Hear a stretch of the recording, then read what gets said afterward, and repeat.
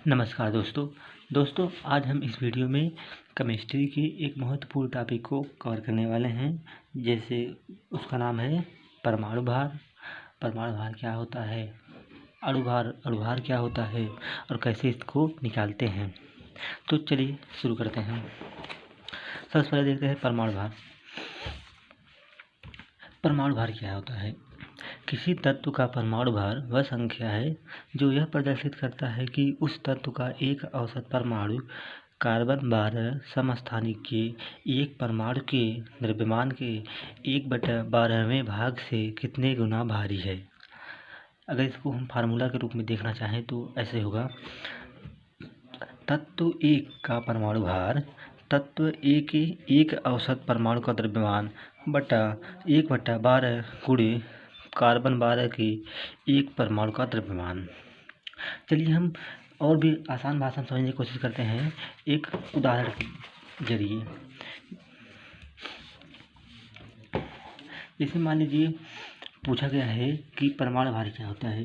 तो दोस्तों हमने आपको पहले ही अपने वीडियो में बता दिया था कि परमाणु भार, परमाणु क्रमांक और परमाणु द्रव्यमान है।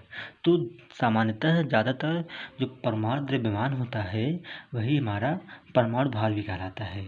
जैसे हाइड्रोजन के लिए परमाणु क्रमांक 1 होता है और परमाणु द्रव्यमान 1 होता है। तो ये परमाणु द्रव्यमान ही हमारा परमाणु भार कहलाता है। इसी प्रकार 6C12 कार्बन परमाणु के लिए ये परमाणु क्रमांक हो गया, ये द्रव्यमान संख्या हो गया, ये परमाणु क्रमांक हो गया, परमाणु क्रमांक, और ये हमारा हो जाएगा द्रव्यमान संख्या। तो जैसा कि हमने आपको बताया कि जो द्रव्यमान संख्या होता है वही हमारा परमाणु भार कहलाता है। और सामान्यतः दोस्तों 1 से लेकर 30 तक जितने भी आवर्त सारणी में तत्व हैं उनमें से परमाणु क्रमांक का दोगुना कर देने पे जो संख्या प्राप्त होती है वही हमारा द्रव्यमान संख्या होती है, अर्थात परमाणु भार होती है। जैसे नाइट्रोजन हो गया, नाइट्रोजन का परमाणु क्रमांक 7 होता है। इसका अगर हम दोगुना कर देंगे 7 दूनी 14, तो ये 14 ही इसका इस तत्व नाइट्रोजन का परमाणु भार हो गया। ठीक दोस्तों, इसी प्रकार जैसे क्लोरीन हो गया, क्लोरीन का अगर पूछा जाए परमाणु भार क्या होगा तो आप 17Cl अगर दोगुना करेंगे कितना होगा, 34 होगा, 17Cl 34। लेकिन कुछ अपवाद है, इस वजह से कहीं कहीं पर आपको दोगुने से एक अधिक देखने को मिलेगा। 17Cl 34 होता है तो इसमें एक और जोड़ देंगे, 34 से 35 हो गया। ठीक इसी प्रकार हम और भी तत्वों का परमाणु भार निकाल सकते हैं।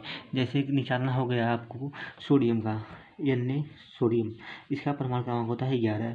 दोगुना कर देंगे 11 दूना 22, 22 से 23, दोगुने से एक अधिक। यह हो गया सोडियम सोडियम तत्व का परमाणु भार हो गया 23। ठीक है दोस्तों, अब हम आगे देखते हैं अणुभार। अणुभार क्या होता है?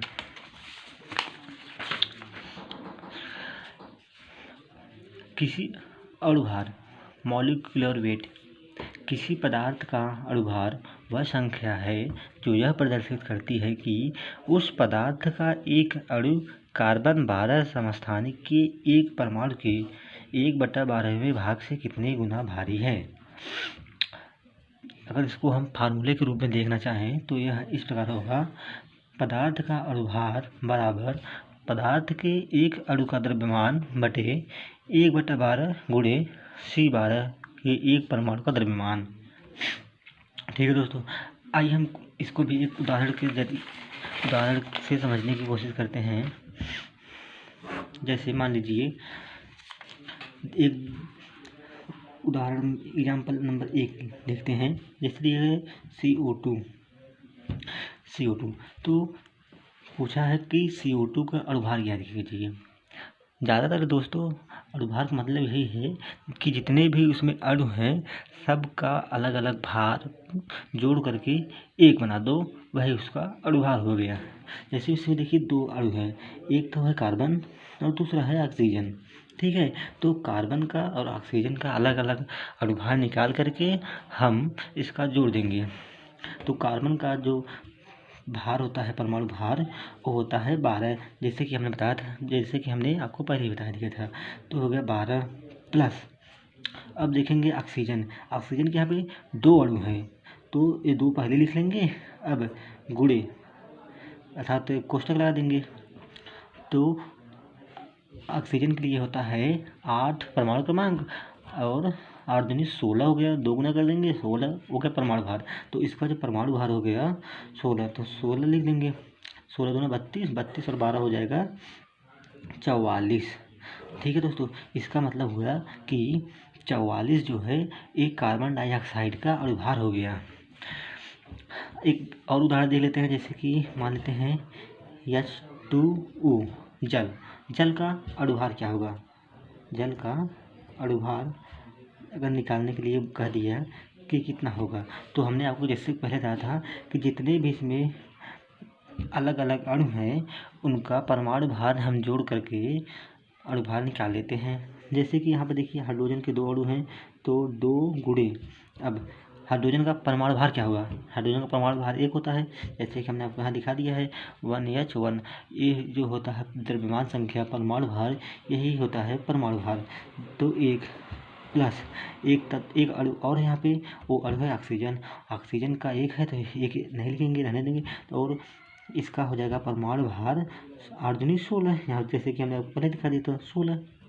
ठीक है, अब टोटल जोड़ देंगे, 2 1 के 2 प्लस 16 हो गया कितना?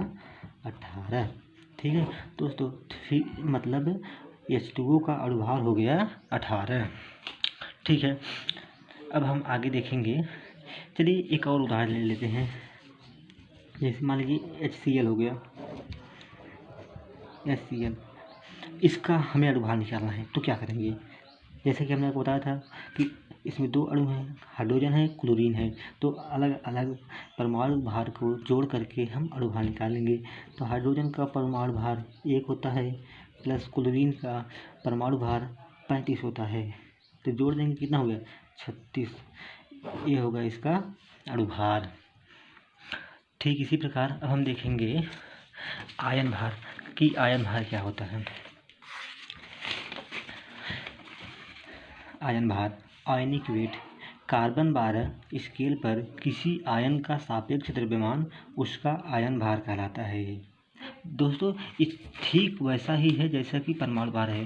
देखिए जैसे क्लोरीन Cl- का आयन भार कितना होगा? तो जैसे हमने कहा था ना, क्लोरीन का परमाणु भार 17 होता है, 2 गुना कर देंगे और उसमें 1 जोड़ देंगे, 17 दूना 34 प्लस 1 35।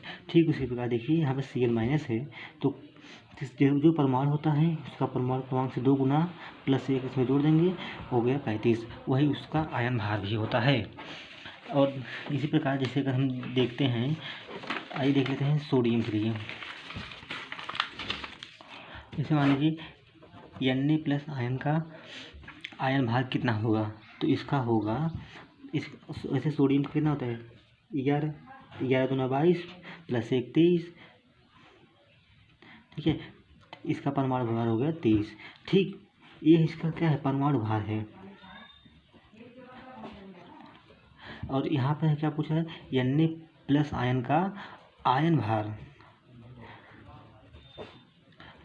तो ज़्यादा अंतर है नहीं, बस यही देखना है आयन है क्या है। तो फिर होगा वही जो इसका है, जैसे 11 दूना 22 23, इसका भी उतना ही होगा 23, अर्थात परमाणु भार परमाणु क्रमांक का 2 गुना कर देंगे। ठीक है दोस्तों, बस आज की इस वीडियो में बस इतना ही। उम्मीद करते हैं आपको ये वीडियो पसंद आया होगा। आपको वीडियो हमारा कैसा लगा लाइक कीजिए, कमेंट कीजिए और हमारे चैनल को सब्सक्राइब कीजिए। Thank you.